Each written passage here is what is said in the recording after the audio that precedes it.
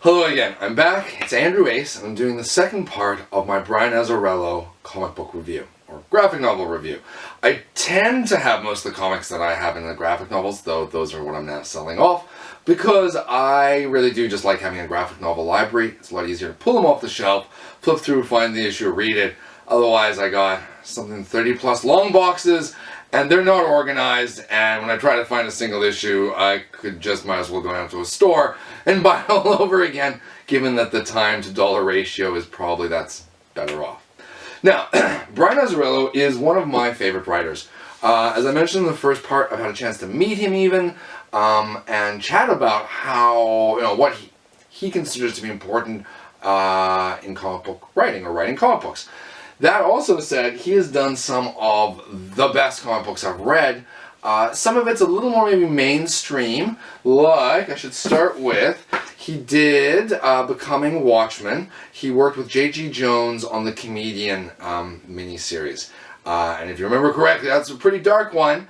Brian Azzarello definitely lends his pulp noir style to this almost apocalypse now, heart of darkness journey that is the Comedian, and it makes for a heck of a comic book. J.G. Jones, a phenomenal writer, a phenomenal artist, worked with Mark Millar on Wanted, and he has a very, I want to say, realistic human style, almost photorealistic human style, and that, made, before Watchmen, the Comedian, a very gripping, dark story that I know a lot of people really enjoyed. It's collected with Rorschach, which was done by Lee Bergermo, but was trying to. Oh, my apologies. The writer for the Rorschach with Lee Bergermo is Brian Azzarello, and that shouldn't surprise me because Luthor.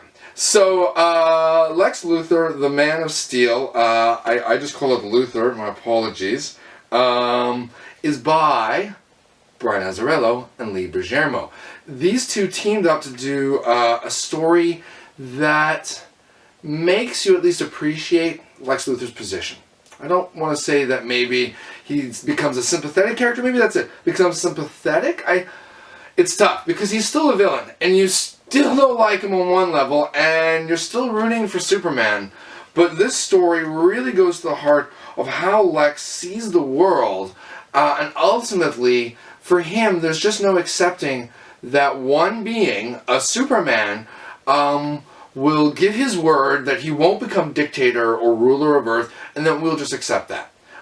He does not believe, I guess, in the inherent goodness in man, and certainly doesn't believe that exists in aliens.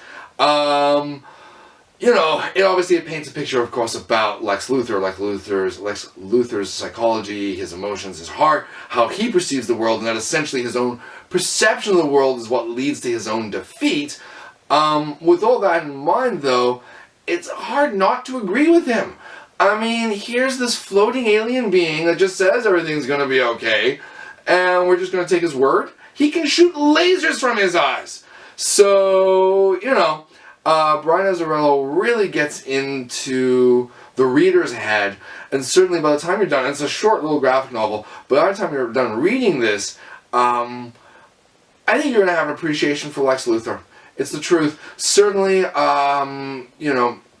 it's not maybe the first time that this aspect of Luthor has been explored, but since this book has come out, and I'm not actually sure the exact date, I'm going to go 2005, we've seen this explored in Smallville, we're seeing this explored in the new Superman, Batman, DC movieverse, and that is that Lex Luthor at least perceives himself to be the savior of humanity and not the villain. And I think that's a really cool take on the character, that he sees himself as the hero, and that's just not what anyone else sees, but that's because, of course, we're reading a comic book normally, as this one's titled, this one's Lex Luthor, but normally, obviously, it's titled Superman, and so it's obviously, the world from sort of Superman's perspective, bias. Great read.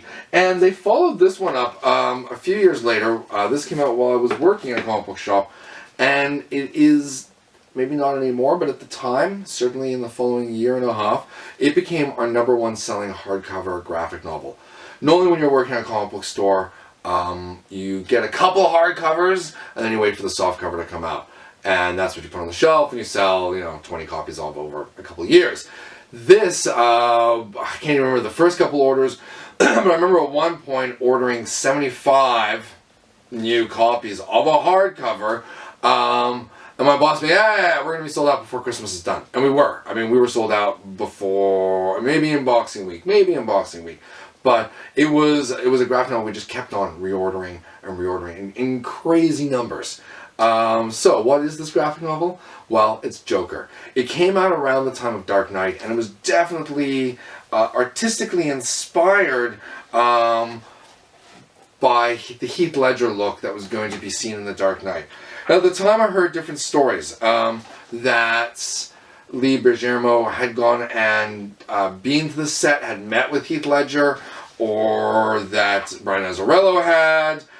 Certainly, the buzz around the shop was that, that this was very inspired by The Dark Knight. And I know, whether that's the truth or not, that if you read it, and having watched Heath Ledger's performance in The Dark Knight, this is really the only sequel that you're going to get. And I know it sounds maybe a little morbid, maybe those aren't quite the right words, but with the passing of Heath Ledger after his performance of the Joker, we're never going to get another take on that take, maybe, or another a further exploration of that take of the Joker character.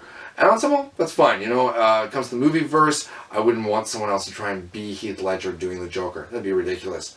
But the great thing about comic books is that in the translation from the movie to the art, you can either, and back and forth, totally balls it, or you really do capture the spirit of what was Heath Ledger's performance, and then that is given a reprise, a second performance in this graphic novel. So, very dark. 100% mature readers.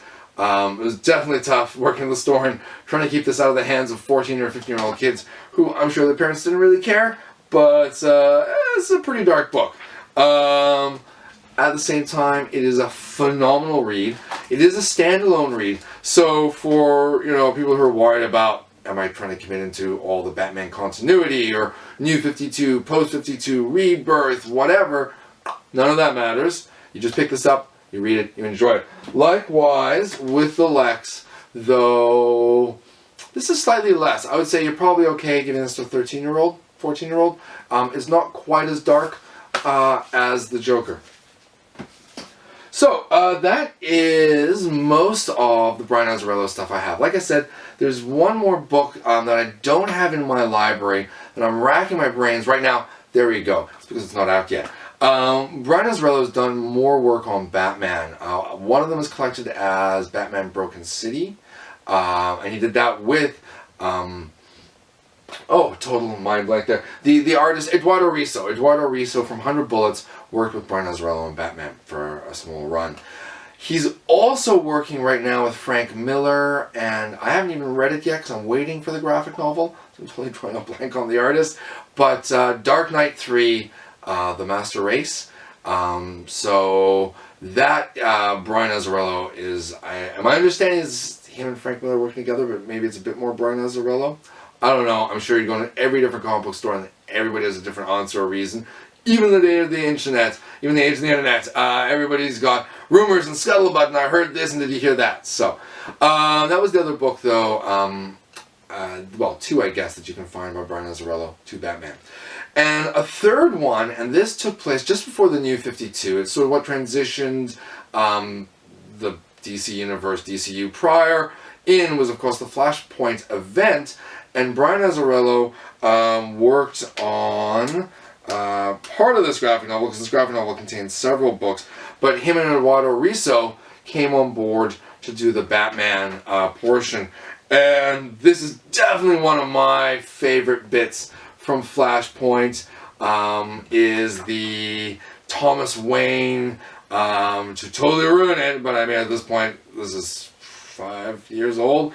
Thomas Wayne is Batman instead of his son, and it's a much darker take on the character, and I love it. And maybe I'm getting that confused. Thomas Wayne Earth 2. It's been a while. I probably need to reread this, but Brian Azzarello, you can't really go wrong.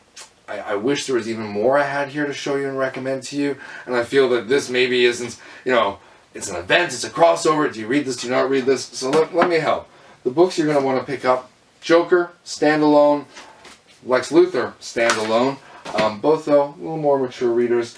And then 100% you're going to go out and you're going to buy 100 Bullets. If you haven't at least given this a try, maybe go to the library. Because like I said, it is tough to get to a 4th volume. And it really needs that to bring everything together.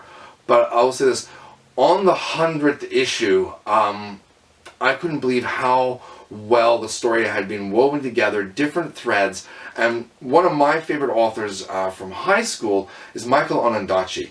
And one of my favorite books by him is In the Skin of a Lion. And what I remember, keep in mind this is a while ago, but reading it was all these different threads, all these different stories, and I couldn't see how any of it really came together. And at the end of In the Skin of the Lion, it just ties together, yet without being overly simplistic or just forced, but rather you get this tapestry of the history of Toronto, of Ontario, of a community, and when you go back to the beginning, you're blown away how you were led by sort of following these different strings to this one greater story, and that is 100 Bullets. So Brian Azzarello, Michael Onondaatje. If you want some great literature, read 100 Bullets. All right, guys. I hope you have a great day, guys and girls. I hope you have a great day, and I'll be back soon with further graphic novel reviews. I